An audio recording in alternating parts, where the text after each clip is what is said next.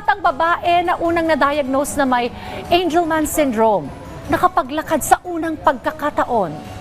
Isa namang heartwarming story ng isang 4-year-old na batang babae na sinabihan ng mga doktor na hindi na siya makakalakad. Ang nakalakad sa unang pagkakataon na nasaksihan ng kanyang mga kapatid na nanginginig sa saya at tuwa.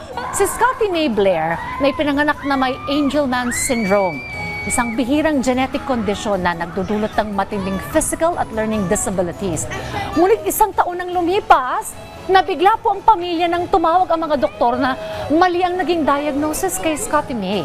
Sa halip na Angelman syndrome, siya pala ay may Dup15q syndrome. Isang kalintulad na sakit, ngunit mas mild.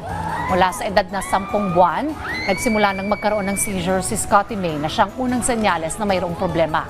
Sa kabila ng maraming pagsubok, patuloy pa rin ang pamilya sa pagdiriwang ng maliliit na tagumpay ni Scotty. Sabi nga nila, miracles can happen. And this is a manifestation ng isang milagro. Samahan lang talaga natin ng panalangin at yung mga hiling ng ating mga puso ay matutupad kagaya na lamang po na nangyari kay Scotty May. Let's celebrate those milestones.